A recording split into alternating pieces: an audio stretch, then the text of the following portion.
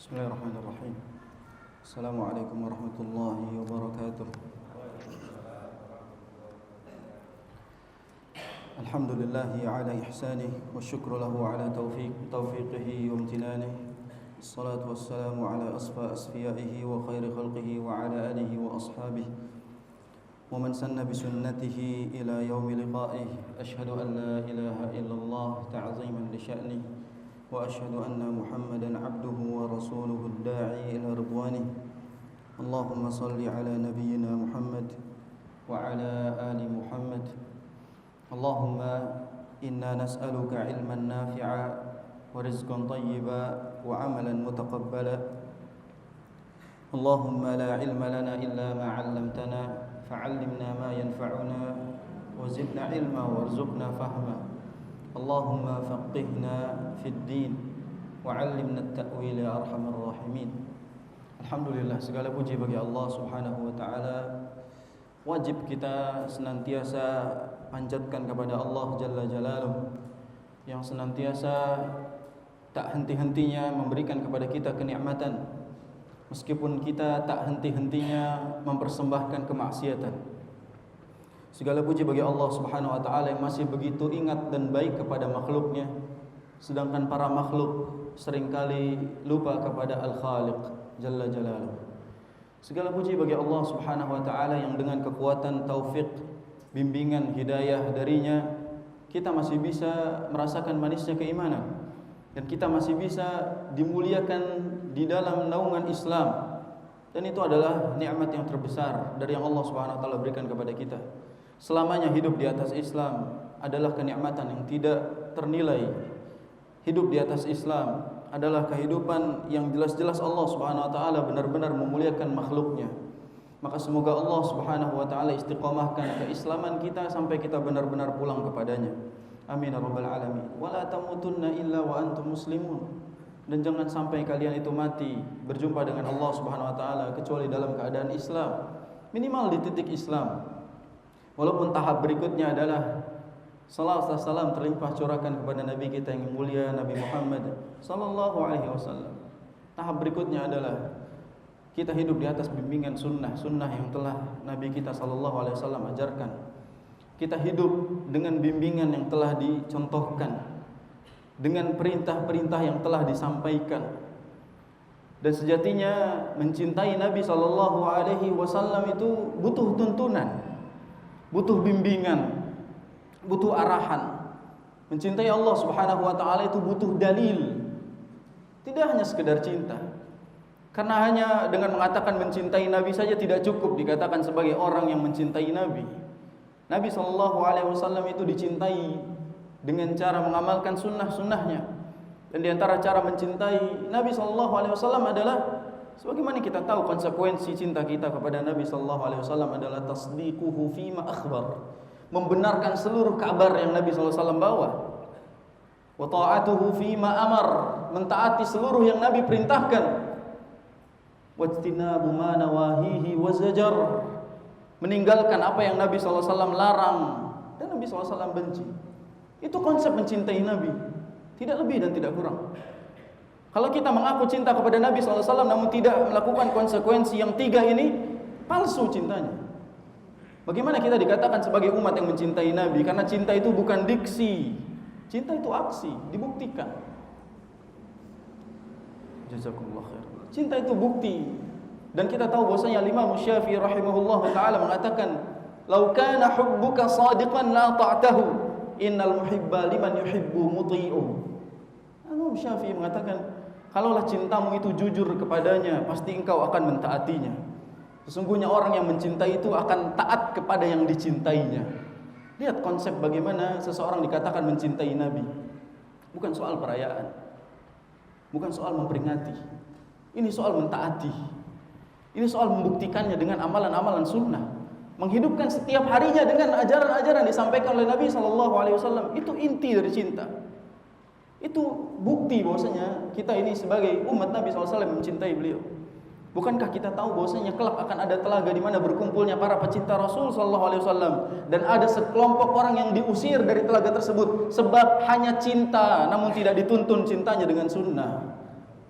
Dia diusir dari telaga Nabi SAW hanya gara-gara Nabi SAW tidak tahu apa yang mereka lakukan setelah peninggalan beliau SAW. Mereka melakukan perkara-perkara yang tidak pernah disampaikan oleh Nabi, tidak pernah diajarkan oleh Nabi, amalan-amalan yang tertolak. Man amila amalan laisa alaihi amruna fahuwa rad. Barang siapa mengerjakan satu amalan yang tidak pernah diajarkan, tidak pernah dicontohkan, tidak pernah dituntun oleh Nabi alaihi salatu wassalam, fahuwa rad, maka amalan tersebut tertolak. Maka wahai hamba Allah Subhanahu wa taala, wahai orang yang mengaku sebagai umat Nabi sallallahu alaihi wasallam, ketahuilah kita tidak akan diakui sebagai umatnya kecuali kita berusaha menghidupkan sunnah-sunnahnya. Dan mana mungkin kita dikatakan sebagai umat Nabi padahal kita malu mengamalkan sunnah Nabi, mensyiarkan sunnah Nabi, malu menutup-nutupi karena minoritas orang yang mengamalkan sunnah Nabi. Bangga menjadi umat Nabi dengan sunnah-sunnahnya, bangga menjadi umat Nabi SAW dengan bagaimana tata cara yang disampaikan olehnya dan para khulafaur rasyidin. Itu inti dari kehidupan kita. Barakallahu fikum. Maka para jamaah yang semoga Allah Subhanahu wa taala muliakan dan istiqomahkan, insyaallah hari ini kita akan melanjutkan kitab kita yang sebenarnya sudah mulai di penghujung kitab. Barakallahu fikum. Dan kita sudah ada di kiat yang ke-17.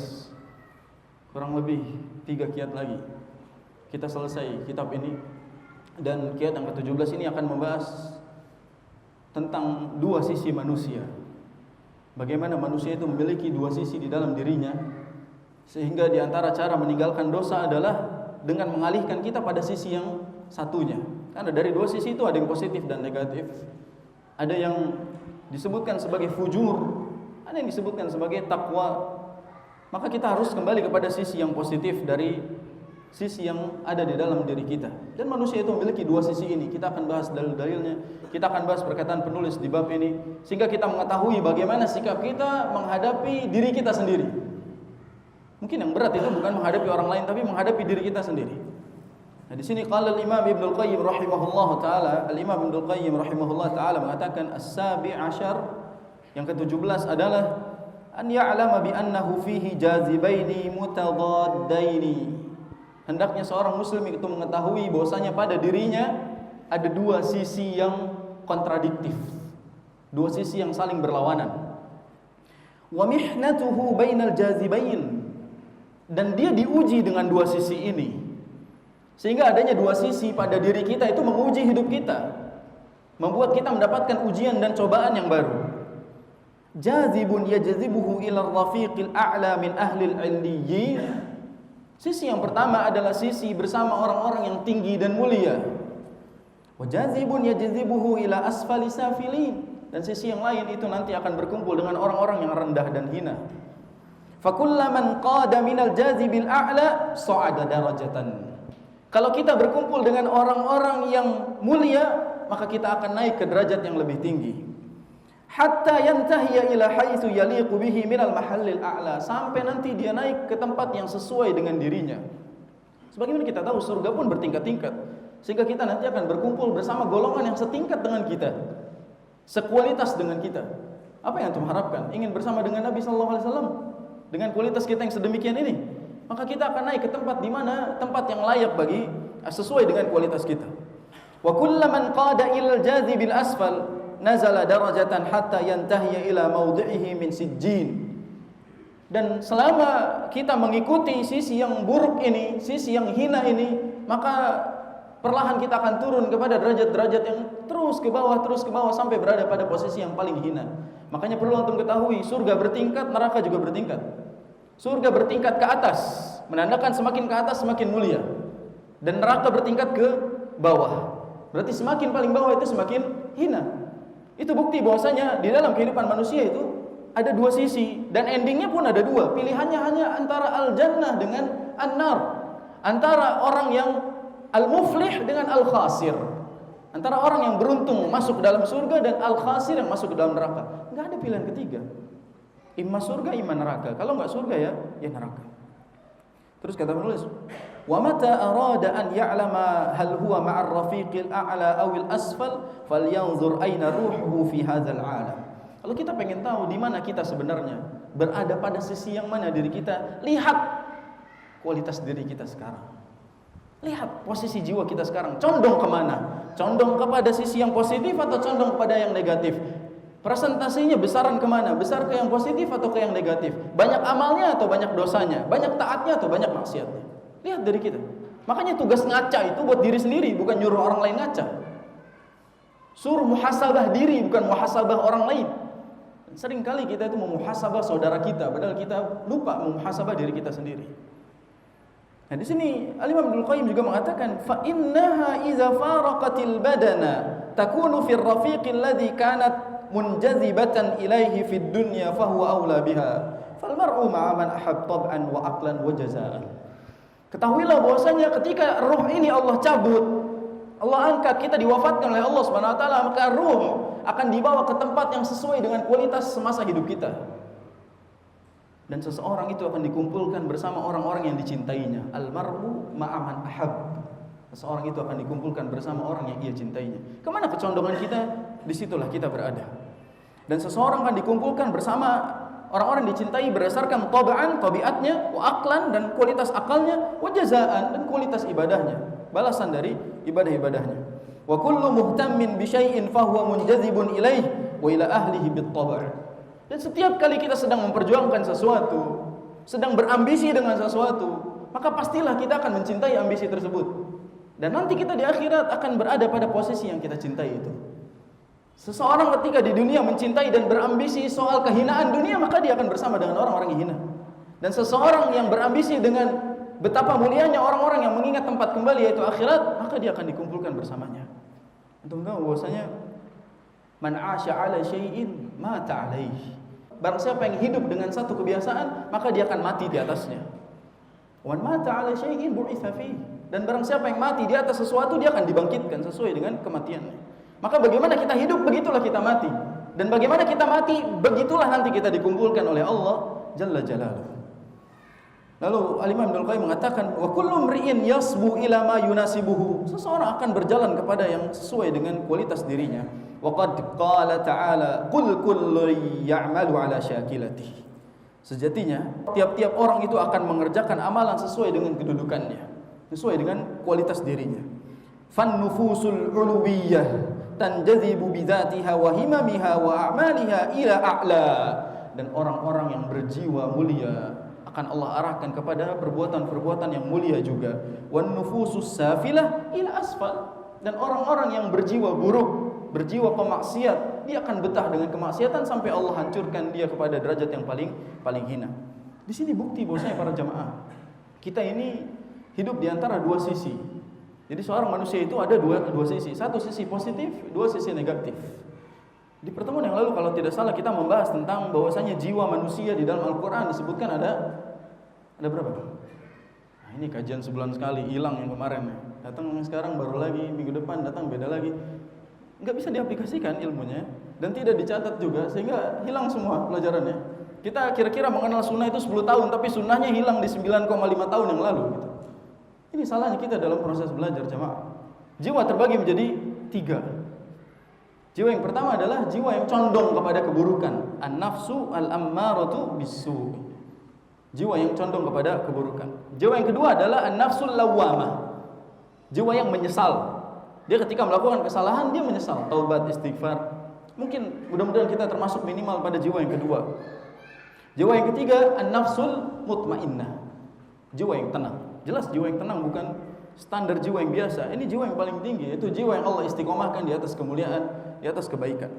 Maka simpelnya di sini penulis ingin menggambarkan kepada kita bahwasanya jiwa manusia ada dua sisi, baik dan buruk, taat dan maksiat, positif negatif. Dan Allah SWT berfirman di dalam surat Asy-Syams. Kata Allah SWT apa? Wa nafsi wa ma sawwaha. Dan demi jiwa juga yang menyempurnakannya. Allah SWT bersumpah dengan jiwa, menandakan jiwa itu memiliki kedudukan yang tinggi di hadapan Allah Subhanahu wa taala. Dan Allah bersumpah dengan namanya sendiri sebagai yang menyempurnakan jiwa manusia. Dan sempurnanya jiwa manusia itu karena ada dua sisi ini. Kalau cuma satu sisi itu bukan manusia. Apa maksudnya? Kalau sisinya positif semua itu malaikat namanya. Karena malaikat itu apa? La ya'sunallaha ma amarahum wa yaf'aluna ma yu'marun. Mereka tidak mungkin memaksiati Allah dan selalu taat kepada Allah. Positif semua dirinya. Malaikat. Kalau negatif semua apa? Kalau positif semua malaikat. Kalau negatif semua apa? Jangan nengok bilang setan ya jemaah, antum niat sekali setan. Setan, iblis, jin. Ya. Maka mereka negatif semuanya. Iblis ini negatif semua, syaitan ini negatif semua. Sehingga kalau misalnya manusia itu ada di salah satunya, bukan manusia, karena manusia di antara kesempurnaannya adalah memiliki dua sisi, positif negatif. Makanya wa nafsi wa ma sawaha, tafsirannya adalah demi jiwa dan demi Allah yang telah menyempurnakan jiwa dengan dua sisi ini. Apa bukti dua sisi? Teruskan ayatnya. Apa ayat berikutnya? Lupa Syams. Wa nafsi wa ma sawaha fa alhamaha fujuraha wa taqwaha. Dan Allah Subhanahu wa taala mengilhamkan kepada jiwa tersebut fujuraha wa taqwaha, keburukannya dan kebaikannya. Jadi Allah Subhanahu wa taala memberikan ilham kepada manusia dari sisi ada fujurnya, dia pasti melakukan kesalahan, ada juga takwanya. Berarti dalam sisi manusia secara normal memang ada taat dan maksiat, ada baik dan buruk, itu secara normal demikian. Hanya saja kita harus tahu Allah cintanya di sisi yang taat, Allah cintanya di sisi yang positif, maka kita harus melawan sisi yang lain. Itu tujuan bab ini ditulis. Jadi di antara cara kiat untuk menghindarkan diri dari dosa adalah kita tahu perjuangkan sisi yang satu dan meninggalkan sisi yang lain. Itu maksudnya. Alhamdulillah fujuraha wa taqwaha. Fujur, orang yang sering bermaksiat, betah bermaksiat, itu fujur. Jam'u fajir. Kalimatnya fajir atau jamak juga fujar. Kalla inna kitabal fujjari lafi sijjin. Catatan bagi orang-orang yang bermaksiat itu ada di sijjin Allah Subhanahu wa taala. Di catatan yang paling hina, paling rendah. Maka fajir itu orang yang melakukan dosa tapi tidak pernah merasa berdosa. Itu perlu jadi catatan kita.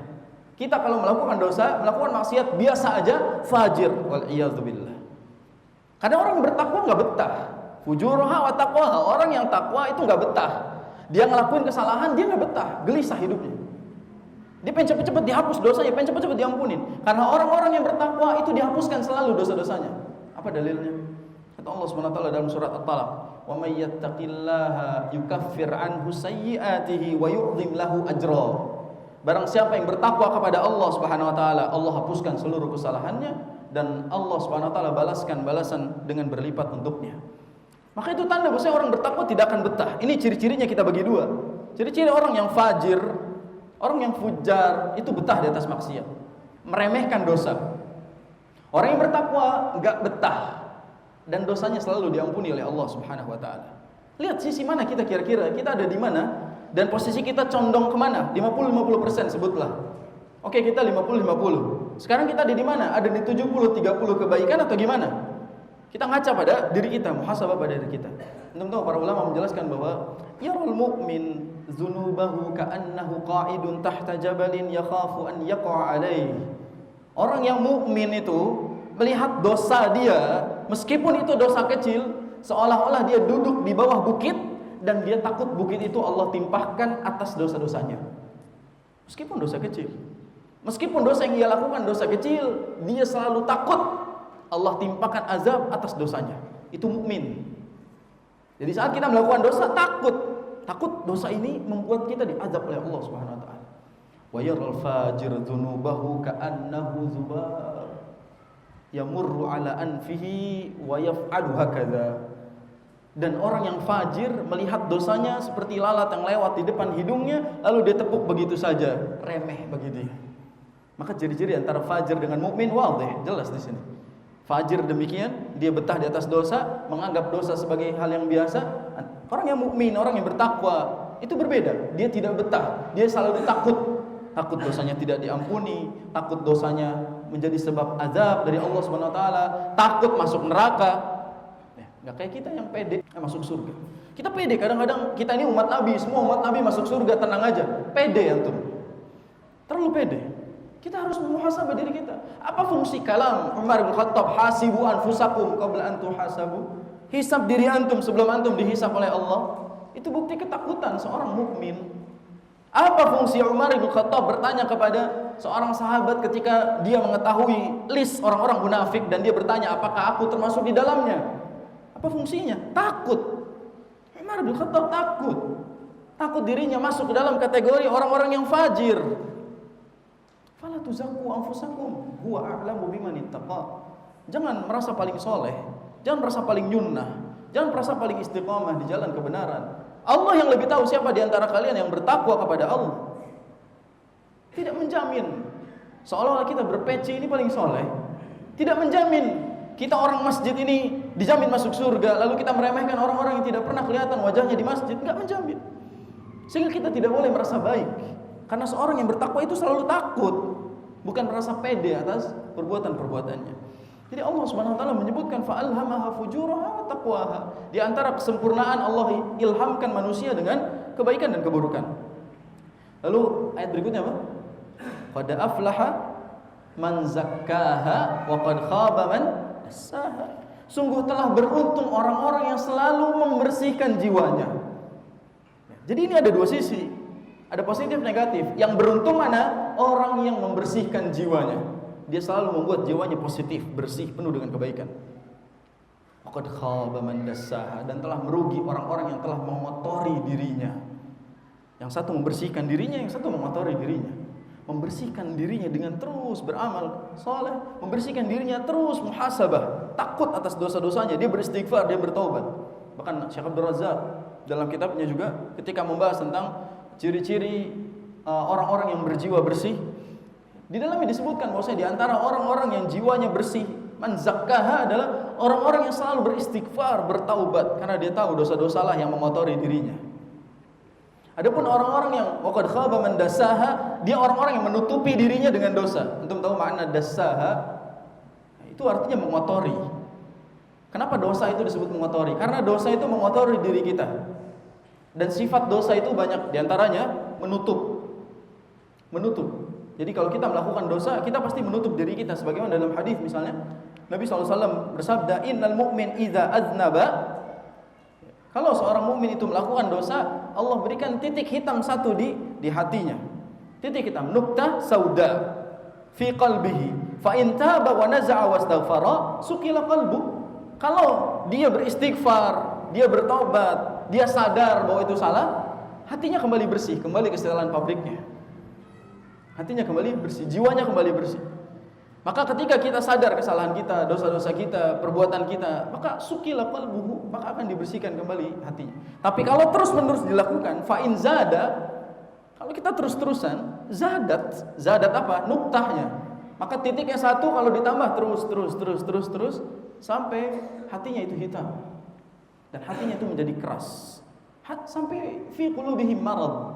Di dalam hatinya itu ada penyakit.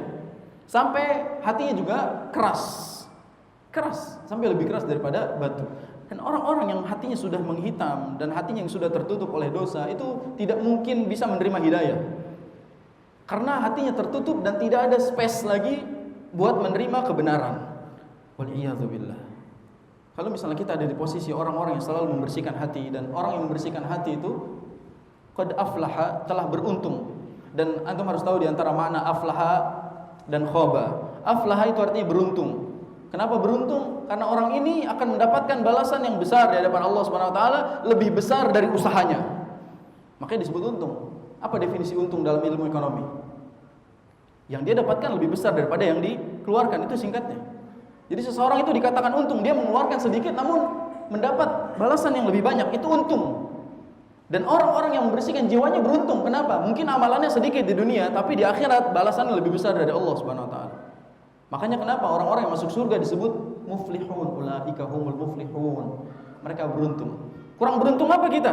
Bisa masuk tempat di mana semua kenikmatan diberikan oleh Allah Subhanahu wa taala, semua hajat Allah kabulkan, padahal usaha kita tidak lebih banyak dari balasannya.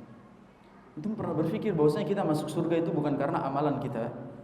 Kita masuk surga karena rahmat Allah Subhanahu wa taala, karena kasih sayang Allah. Bukankah kita tahu kejadian seseorang yang meminta ditimbang kembali amalannya setelah Allah masukkan dia ke dalam surga? Dalam hadis, dia telah dimasukkan ke dalam surga oleh Allah Subhanahu wa taala. Ketika masuk surga dia mengatakan, "Ya Allah, saya pengen masuk surga dengan amalan saya. Coba timbang dulu amalan saya."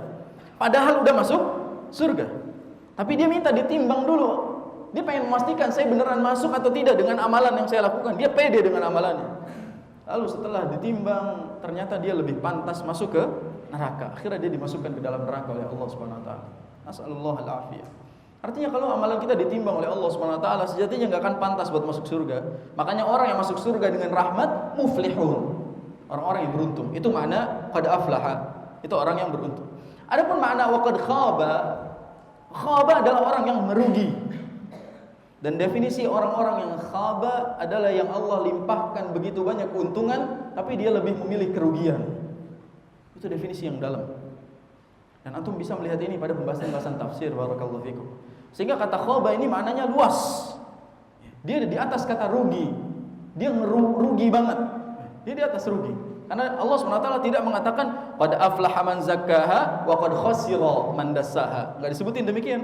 Enggak khasira. Harusnya secara bahasa antonimnya aflaha khasira dalam bahasa Arab. Tapi Allah SWT menyebutnya aflaha khaba. Khaba itu di atas khasira dalam bahasa Arab. Sehingga khaba dia benar-benar gagal, benar-benar merugi. Gimana caranya merugi? Orang Allah SWT memberikan begitu banyak sebab-sebab keuntungan. Allah kasih kiat-kiat agar beruntung, tapi dia lebih memilih cara untuk merugi. Kasarnya adalah Allah SWT memberikan banyak nikmat buat kita, malah kita tenggelam di dalam kemaksiatan. Itu aneh gitu. Allah udah kasih tahu jalan menuju surga demikian, masuk neraka demikian, tapi kita malah menyia-nyiakannya. Itu makna dari waqad khaba man dassaha.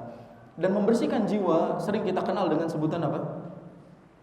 Tazkiyah an-nafs. Jadi tazkiyatun nafs itu manajemen jiwa, manajemen qalbu orang Indonesia nyebutnya. Manajemen qalbu. Qalbu apa kalbu, Pak? Kita nulisnya manajemen kalbu soalnya. Kalbu itu artinya anjing ya. Kalbun. Kalau qalbun pakai qa. Jadi manajemen qalbu. Kita manajemen hati kita. Dan manajemen hati, mengatur hati itu penting. Sampai para ulama menyebutkan seorang muslim yang sejati adalah orang yang lebih mementingkan menghiasi jiwanya daripada dirinya. Sehingga orang-orang yang menghiasi diri itu tidak jauh lebih baik dibandingkan orang yang selalu menghiasi jiwanya. Kalau kita selalu menjadikan diri kita itu terlihat indah, terlihat tampan secara fisik, namun lupa pada jiwa kita yang harus kita perbaiki, merugilah kita. Karena orang-orang yang aflah adalah orang-orang yang membersihkan jiwanya. Zakkaha, zakka yuzakki artinya membersihkan, mensucikan. Zakat itu diambil dari kata kalimat ini. Zakat diambil dari kalimat zakka yuzakki. Kenapa disebut zakat? Karena zakat itu membersihkan dan mensucikan. Membersihkan harta, mensucikan jiwa. Itu fungsinya zakat. Dan asal katanya sama, zakka yuzakki zakatan. Maka zakat itu diambil untuk membersihkan dan mensucikan. Nah, itu diantara makna bahasa. Dalam hal ini ketahuilah bahwa seseorang itu positif negatif, taat maksiat, kufur, bahkan bisa kufur, bisa juga dia bertauhid kepada Allah Subhanahu wa taala. Itu normal dan itu bagian dari ilham Allah Subhanahu wa taala kepada kita. Namun yang tidak normal adalah orang yang tidak mau meninggalkan sisi negatif menuju sisi yang positif. Atau orang yang tidak mau meninggikan presentasi sisi positif dibandingkan negatifnya. Sebenarnya kalau kita mau lihat, saya keluar dari pembahasan kitab sebentar. Sebenarnya kalau kita mau lihat bahwasanya seseorang itu tergantung pada faktor internal dan eksternal. Jadi kita berbicara sekarang jiwa seseorang itu bisa baik dan buruk, itu tergantung faktor internal dan eksternal. Atau seseorang itu berkarakter buruk karena dua. Karena tabi'iyah atau karena sinaiyah. Ismana tabi'iyah wa sinaiyah. Tabi'iyah itu maknanya dia faktor tabiat, bawaan. Memang dia keturunan orang-orang yang begitu. Dari orang tuanya sampai dia begitu karakternya. Memang itu tabiatnya dia begitu. Tapi kalau yang kedua, sinaiyah, itu maknanya terbuat. Dan ini faktor eksternal. Anda tanya sama antum, kalau seseorang itu buruk karakternya, ya, dia orang yang buruk akhlaknya, itu presentasinya lebih besar mana? Gara-gara internal atau gara-gara eksternal? Anda tanya anak nakal.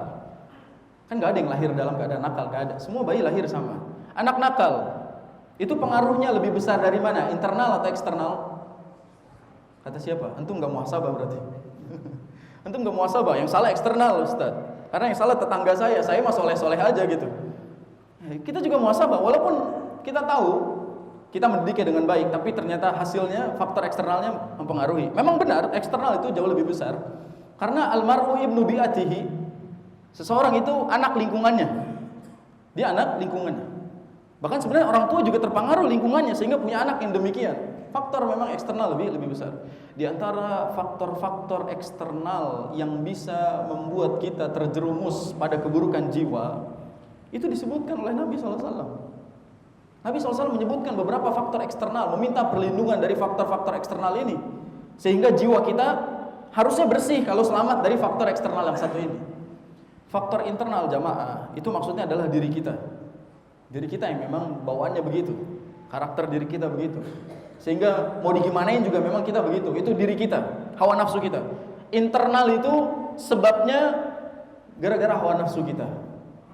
Kalau eksternal sebabnya gara-gara syaitan, dan syaitan itu dari kalangan manusia dan jin.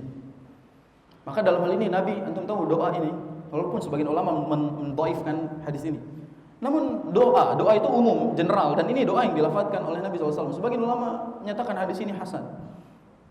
Nabi SAW berdoa dengan doa ini, Allahumma inni a'udzubika min jaris su. Ya Allah, aku meminta perlindungan kepadamu dari tetangga yang buruk. Eksternal, Pak. Tetangga yang buruk itu eksternal. Dan Nabi SAW meminta perlindungan dari tetangga yang buruk. Antum pernah berdoa begini? Rata-rata berdoa begini pas udah punya tetangga yang buruk, tapi nggak pernah berdoa begini pas nyari rumahnya. Nggak pernah. Anak dapat rumah di KSB itu kanan kiri dulu kosong gitu. Qadarullah tiba-tiba yang masuk tetangga yang buruk misalnya. Tapi doa dengan doa ini, dan ini diajarkan oleh Nabi SAW. Allahumma inni a'udzubika min jarisu. Ya Allah, aku meminta perlindungan kepadamu dari tetangga yang buruk. Minta. Karena tetangga yang buruk mempengaruhi kualitas diri kita. Tinggal di tempat yang buruk, maka rusaklah. Kita punya tetangga yang jarang sholat, jarang ke masjid, gak bakalan ke masjid karena kita merasa sendirian ke masjid. Punya tetangga yang tidak mau belajar, tidak mau mengamalkan sunnah, tidak mau mengikuti perintah Allah SWT, maka kita tenggelam di situ. Faktor tetangga itu penting. Makanya istrinya Fir'aun, Pak. Siapa istrinya Fir'aun? Bu Fir'aun namanya. Bu Fir'aun atau Asia ya. Itu meminta kepada Allah SWT dengan doa yang agung di dalam surat At-Tahrim. Itu mungkin hafal ayatnya. Rabbi bnili indaka baitan fil jannah wa najjini min fir'auna wa amalihi wa najjini minal qaumil zalimin. Lihat doanya istrinya Fir'aun. Istrinya Fir'aun, kebayang enggak, Pak? Dia punya suami Fir'aun, suaminya itu. Sehingga dia berdoa kepada Allah SWT, ya Allah, di dunia mungkin saya melarat karena saya tinggal bersama orang yang paling bengis ini. Terus dia berdoa kepada Allah, ya Allah, bangunkanlah aku di rumah, bangunkan aku rumah di surga di sisimu. Jadi dia minta tetangganya siapa? Allah Subhanahu wa ta'ala. Dia minta tempat tinggal yang tetangganya itu di surga. Subhanallah. Ini doa yang agung, Pak. Kita mungkin di dunia ini kontraktor selamanya misalnya, enggak punya rumah, qadarullah, minta kepada Allah, ya Allah, Rabbi bnili indaka baitan fil jannah. Ya Allah, bangunkanlah aku rumah di surga nanti, di sisimu. Ini doa yang agung. Sehingga ini mempengaruhi dirinya. Dan dia tahu bahwasanya sisi positif itu bergantung pada tetangganya, sisi negatif juga demikian. Itu doa dari Nabi. Yang kedua, Allahumma inni a'udzubika min jarisu wa min zaujin tusyayyibuni qabla al-masyib. Ya Allah, aku meminta perlindungan kepadamu dari pasangan yang bikin beruban sebelum waktunya. Allahu Akbar, doa Nabi SAW jemaah. Dari pasangan yang membuat kita beruban sebelum waktunya. Belum tua-tua amat, tapi ubanan semua kepalanya, subhanallah. Itu sebab bukan faktor ya. Jangan dilihatin kepalanya, Pak, udah gak apa-apa. Itu bukan faktor Boleh jadi mungkin U-nya bukan usia, tapi urusan. Dia dipusingkan oleh urusan-urusannya, dan dia bisa beruban sebelum waktunya. Buat apa Nabi berdoa begini kalau memang tidak ada kenyataannya gitu. Jadi memang seseorang itu bisa mumet, bisa pusing, bisa stres, dan menyebabkan dia beruban sebelum waktunya gara-gara pasangannya. Wa min zaujin tusyayyibuni qabla al-masyib. Dari pasangan yang menyebabkan beruban sebelum waktunya. Dan makna zauj di sini condong kepada istri maknanya. Sehingga dari istri yang membuat suaminya beruban sebelum waktunya. Banyakin baca doa ini, Pak, biar enggak cepat ubanan. Karena ini doa yang diajarkan oleh Nabi sallallahu alaihi wasallam yang harus kita minta setiap hari kepada Allah Subhanahu wa taala. Itu bukti bahwa pasangan juga mempengaruhi jiwa. Dan pasangan yang salehah, pasangan yang saleh atau pasangan yang salehah itu membuat seseorang itu juga terarah hidupnya. Punya istri yang salehah, arah hidupnya juga jelas. Punya suami yang saleh, ibadahnya juga terjaga. Itu doa ini sangat besar impactnya kepada diri kita. Lalu berikutnya juga doanya panjang sebenarnya. Kata Nabi SAW setelah min zaujin tusyayyibuni qabla al-masyib, kata Nabi, wa min waladin yakunu alayya rabba. Aku meminta perlindungan dari anak yang menjadi tuanku. Bermakna yang jadi tuanku, anak yang merajai diriku, anak yang ngelunjak, anak yang durhaka. Waliyadzubillah. Karena di antara ketenangan hidup tuh punya anak yang soleh. Kalau nggak demikian, kenapa idza mata ibnu Adam inqata'a amaluhu illa min salasa? Kalau mati anak Adam, semuanya terputus kecuali 3, kan di antaranya apa? Waladun saleh yad'u lahu, anak yang soleh. Karena mempunyai anak yang soleh itu berlian, itu harta terbaik. Dan orang tua bisa terpengaruh pada anak yang durhaka. Yang terakhir, yang keempat, bukan terakhir. Yang keempat, wa min malin yakunu alayya adzaba. Dari harta yang menjadi azab bagi kita. Ini penting pembahasannya. Kadangkala jiwa kita ini terpengaruh bukan karena lingkungan saja, tapi karena apa yang masuk pada diri kita. Terbiasa dengan harta yang haram menyebabkan kita bakal mudah melaksanakan apa-apa yang haram. Makan harta yang halal itu mempengaruhi kita agar beramal dengan amalan yang halal. Nah, jadi kalau kita melakukan dosa, mungkin di antara faktornya adalah karena ada harta yang haram yang kita makan. Makanya bukankah Nabi SAW juga mengabarkan kepada kita di antara sebab doa-doa tidak dikabulkan adalah kita kenyang dengan yang haram. Apa kata Nabi SAW? Wa ma ta'amuhu haram, wa mashrabuhu haram, wa malbasuhu haram, wa ghudhiya bil haram, fa anna yustajabu lah. Dia makan dengan makanan haram, minum minuman haram, pakaian haram, kenyang pakai cara yang haram. Bagaimana doanya bisa dikabulkan? Itu bukti bahwasanya makanan yang masuk mempengaruhi. Wahai para kepala keluarga, jangan hanya memikir bagaimana cara menghidupkan keluarga, tapi bagaimana cara menjadikan keluarga hidup di atas yang halal dan berkah. Jadi jangan hanya cara memikirkan yang penting keluarga saya hidup. Salah. Yang harus kita pikirkan lebih dari itu, yaitu bagaimana caranya mereka bisa hidup di atas yang halal. Biar pas-pasan, yang penting halal. Dibandingkan orang kaya raya, banyak hartanya, tapi dia kenyang dengan yang haram. Dan keberkahan itu berpengaruh pada kualitasnya, pada kualitas rumah, pada kualitas diri, pada kualitas ibadah, pada kualitas jiwa, pengaruhi semuanya. Dan terakhir, panjang kata Nabi SAW, wa min khalilin makirin ainuhu tarani wa qalbuhu yar'ani in ra'a hasanatan dafanaha wa idza ra'a sayyi'atan adza'aha, kata Nabi SAW. Dari teman yang buruk, yang matanya melihat kita dengan penuh kebaikan, namun hatinya memendam keburukan, kebencian kepada kita. Kalau tahu kebaikan kita, dikuburnya.